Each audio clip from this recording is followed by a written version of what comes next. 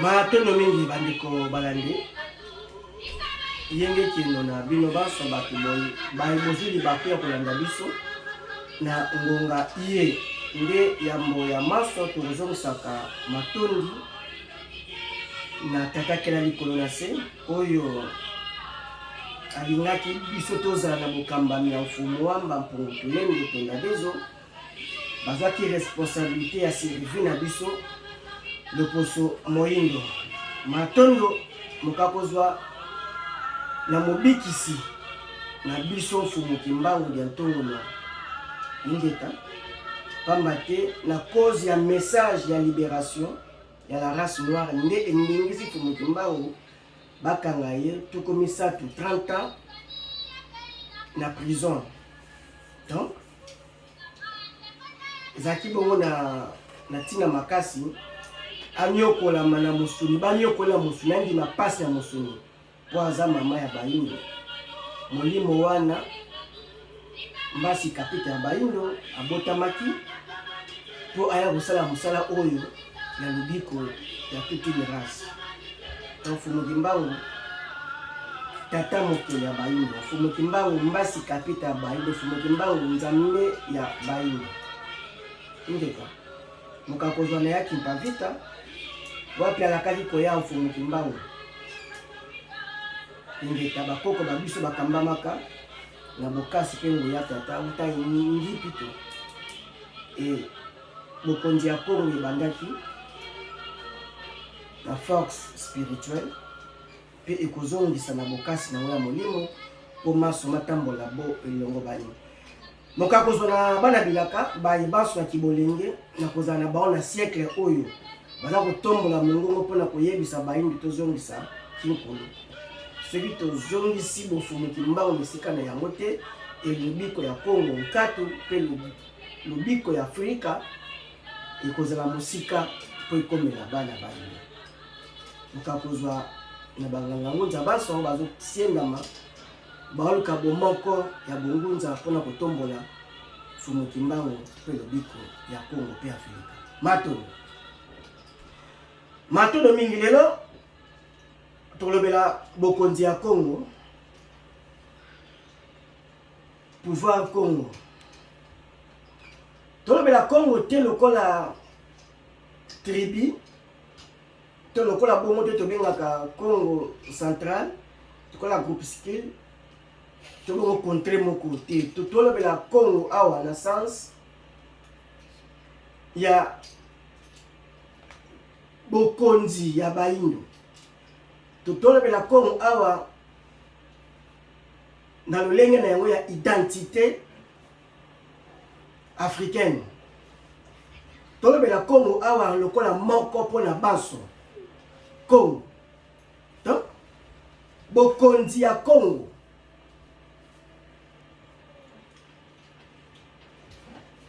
ezali nanu etelemi na tribu to na espace Kasai. Ne bango batu bazana mpifo wana na fox wana na bokonzi wana pour réalité na espace linguistique otoza 4 toyeba ete être chef to président ya Congo c'est être chef de tous les noirs. Kozala mukonzi ya mboka Congo, mutu ya Congo, koza mukonzi ya bayindo banso. Pamba te moyindo ya yambo, bakoko ya yambo, to koko ya yambo azalaki Congo. Yende Congo.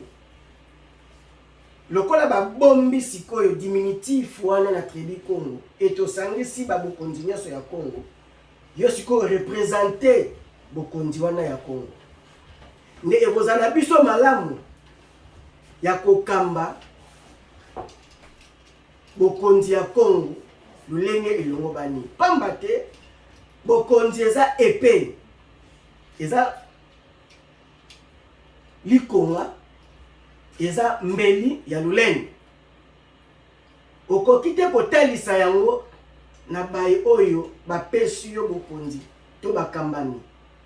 Ekokoma haute trahison. Bokonzi ya Congo eza spirituel. Tout est spirituel. Pour ea et se manifester physique et provenance na yango ezalaka nanu molimo. Soki Dieu est esprit, donc nyonso tozomona ezala no départ euta na molimo. Nde monde physique oyo nyonso ezali photocopie ya mokili ya molimo. Donc source ya existence c'est la spiritualité, car Dieu est esprit. Et ça risque à makasi et bokonzi zaka kaka sukali te zape na bololo nango. Po ça risque à makasi. Oza ko gérer futur peut devenir ya peuple o yoto boti. O ba la volonté na yote. Mais volonté divine, c'est ça qui était comme et commandé ezaboui. Siko ba pesio mbeli ya lulendo. Ba pesio likonga, ba pesio imperium. Ba pesio pouvoir ancestral wana et okamba. Ba milimo nyonso wana ya Congo. Eza responsabilité, eza masekité. Pour la nini? Pour volonté na binote bolinga ki bobota mu espace wana. Toboza la kobenga ma Congo. Les tozo benga ya na cartographie nano actuelle ni tozo kondelea. Ilinga ki mutute, volonté ya mutute. Ilinga ki mokila molimo na biso. Risque ezalaka nini? Soki otambusi yango malonga te. Lokola o représenter espace linguistique moko ekobetama po yo moko okoki te kotambusa yango boye longo bani. Mokonzi aliaka na suka. Asepelaka na suka. Yamoni mokonzi aliaka en public te po ifalia ya kobatama. Wata ndenge bazo kambama bazolia. Mokonzi andimaka pasi pona bolamu ya bakambami na ye. Donc mokonzi aza meka ya bakambami. Mokonzi aza prêt à tout pour la protection pour la bolamu ya bakambami. Donc mokonzi aza sukalité. Ezala bakita matanango basese bakuruva nango bokonzi. Donc quand ça le espace linguistique le la tribu il y a une responsabilité et siré bolamu ya mboka Congo. Talelo mutakasa abimi espace linguistique Congo. Le la Congo central. Talakaka akambi le lengo ki la molimo jija kiye mabe pambate a permettre quitter biyamba baindo et survivre.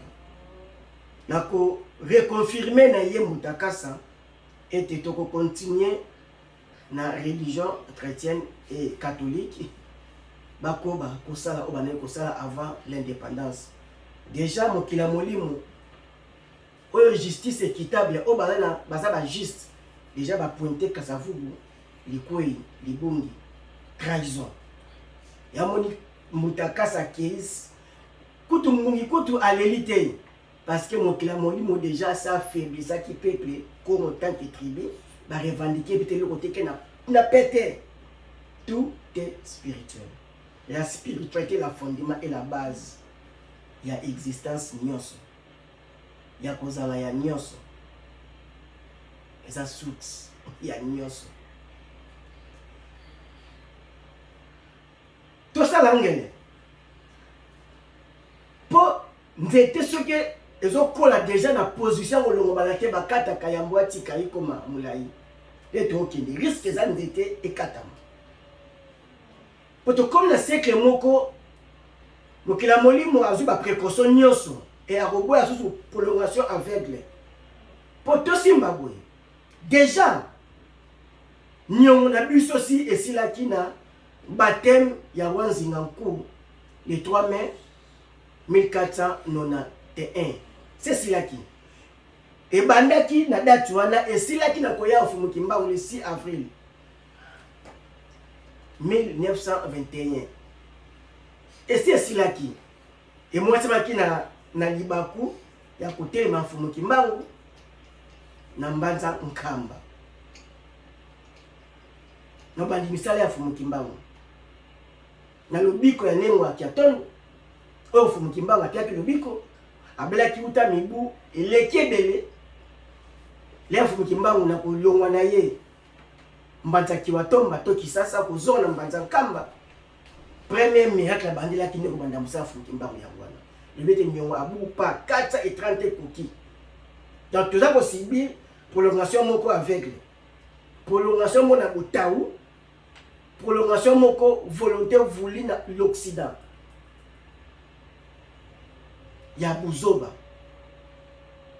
donc mokila molimo akopia susu tante na maseki tala lelo ndenge bokonze kimi ba ya ressortissant espace linguistique Kikongo Congo central tala bangwana 32 ans bazaki wapi 18 ans bazaki wapi lelo 5 ans baza wapi tala bankana ba institution baza kututé elingi pena milimo ya Congo elingi Mfumuki Mbangu pamba te fa bazala baye ya yambo ba ya Congo central ya ko constituer la spiritualité comme la spiritualité africaine la plus forte au monde, la planète. Il faut que permettre que botongi wana ezala. Et la mbawana etongisama, il ba nango mesonyanzila. Alors ba ete te bomi tongisama te na ko na tailleur ndenga zo kata et la meza pas pesa au forme. So ça profane auprès ya tailleur, ouais na tissu na table ndenga zo kata ngo ba me so bebisina ngai elamba talo nzoka zo kata biteni pour la kokangisa pesi forme. Donc il a fallu baya eteni wana ya Congo central base la baya liboso ba koluka kotonga elamba oyo koka na nzoto ya bana Congo tala bango christianisme eza so makasi na Congo central.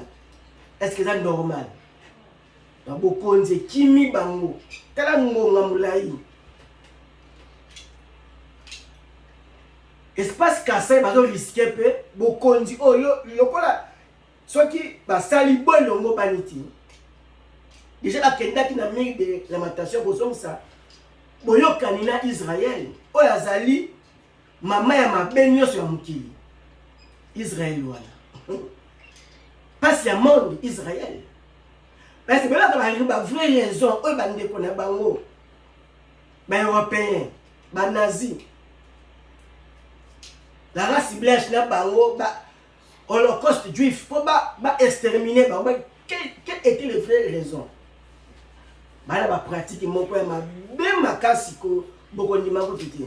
Bon quand il Abraham volonté n'est qu'à pesa Isaac, bah pratique n'est pas kala. C'est la constat dans l'Occident, chaque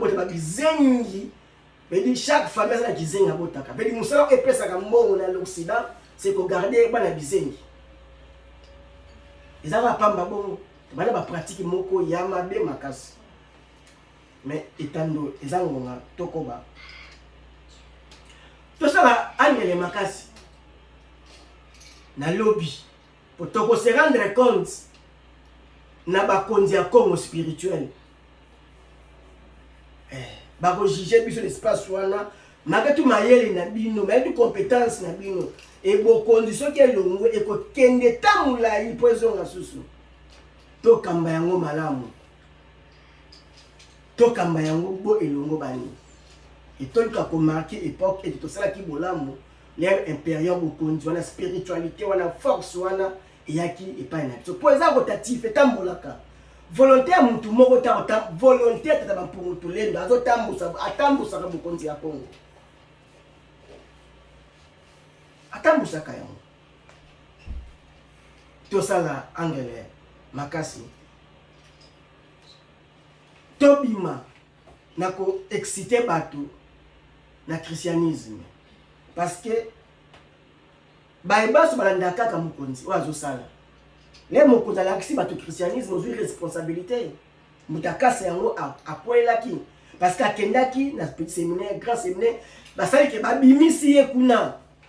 Mais le cas déjà kati na ye ezali ya conçu, ezali déjà occupé na catholicisme, akokaki te kobimisa yango pour de bon.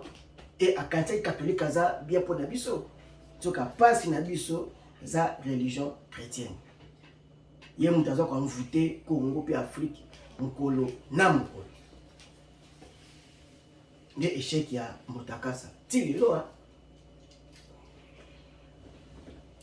Tala investiture euti koleka des cours constitutionnel na cours ancestral. Donc cours wana cours de l'Occident.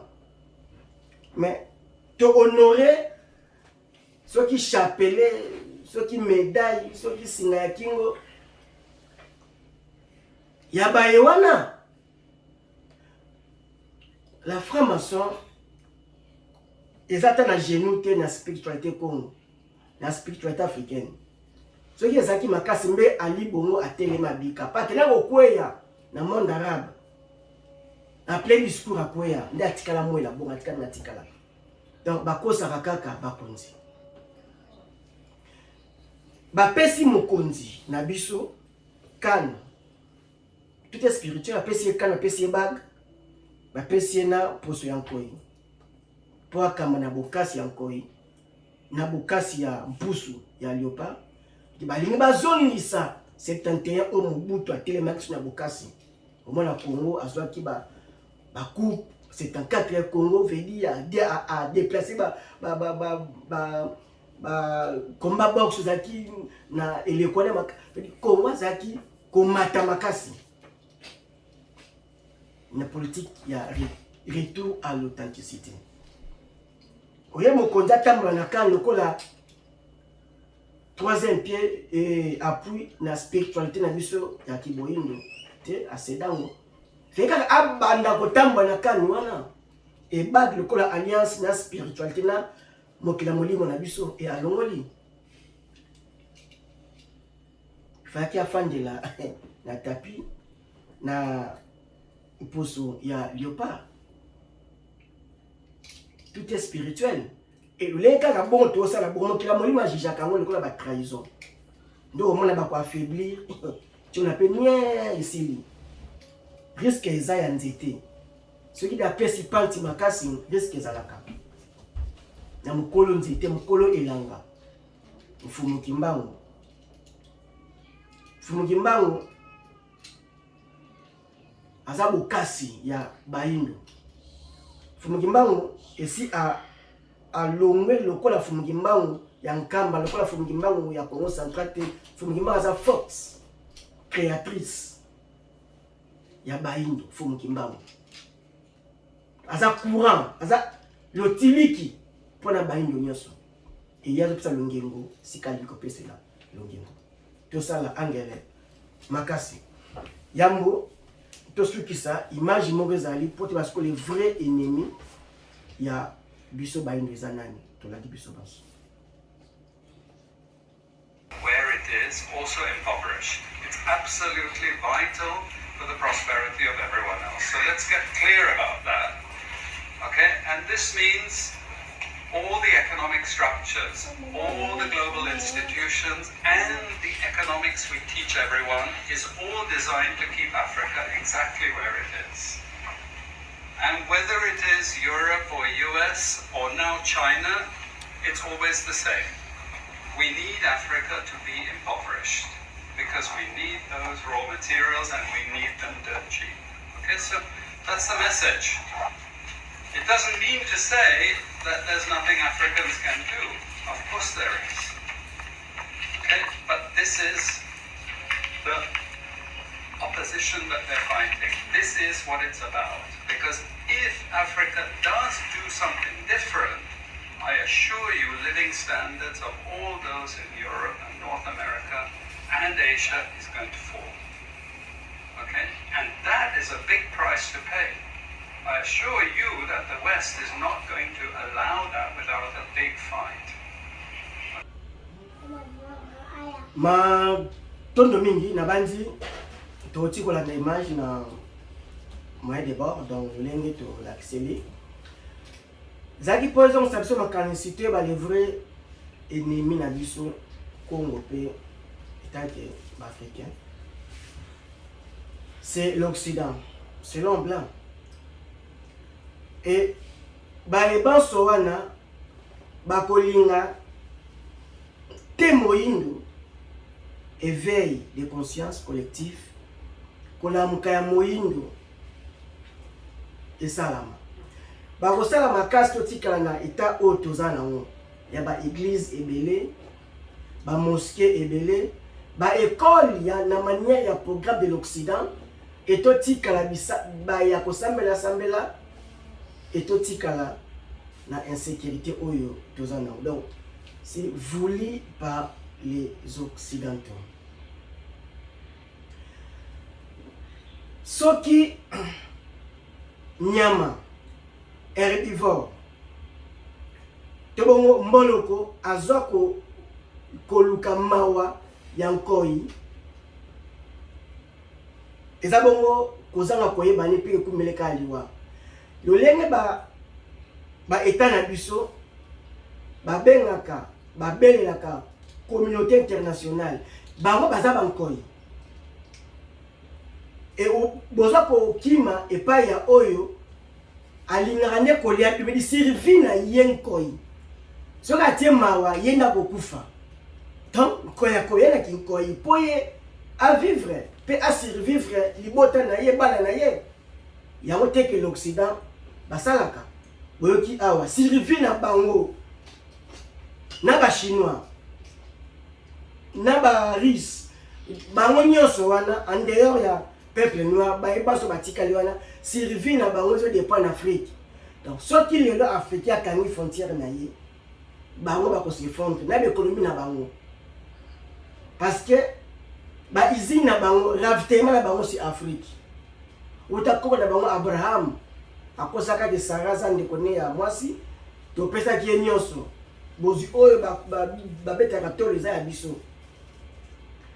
koko na bango Genèse 42 premier verset tina deuxième okito komona Jacob bango Israël akoluka bile en Égypte pona survivre libota na ye ebongo bana na bakitani na ye pona survivre na bango bazwa te Afrique baza ko semer terreur te division te baina Bible te baina Coran te baina école te donc ennemi na biso za kati na biso éducation tozui occidentale yango nde ennemi ya kiboyinga la spiritualité autobetelaka tolo la christianisme la spiritualité étrangère yango nde ennemi na biso fo tobanda kobimisa yango donc tozonga bayini 100%, tozonga biso 100% na éducation na biso totanga na bankota pe classe ya programme conçu par le cerveau noir ezali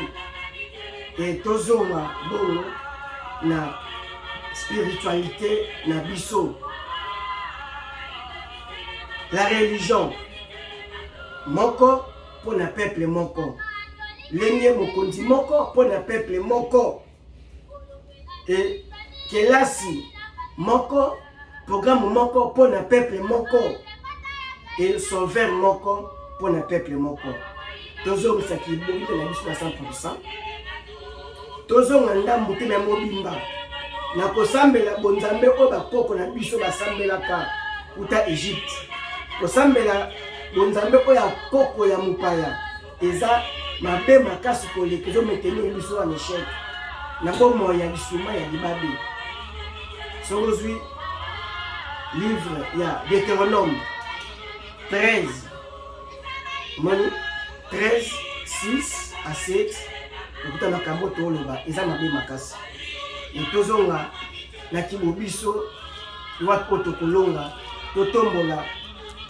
bobiso totambola identité na biso pamba te Afrique ana nyonso ye mutabanda kotangisa mokili tozangi eloko moko te donc ndenge bakoko na biso bazalaki na bokasi ya molimo pe ya musulmi soki tozwaki décadence ezalaki mpo tobandaki konyokola bango na uta Égypte antique yango Moïse le abomaki ndeko na biso égyptien en avantage ya hébreu na Exode 2 otangi yango kitokomona nde bongo maltraitance oyo totretaki bango na Égypte antique etangiseli biso nini soki te na bokasi oyo moyinda azalaki na bakongai te koya kokosa biso na bonzamba lokuta ezalaki nyongo tofutaki yango esalaki biso bongo tokoma yo ndenge toza ngonga nde tokaki ya kotelema ya fumuki mbango tobima na biamba bapaya tozongisaki boyindo nde bobiso nde bonzambe mpo na biso mokakozwa na bana bilaka matongo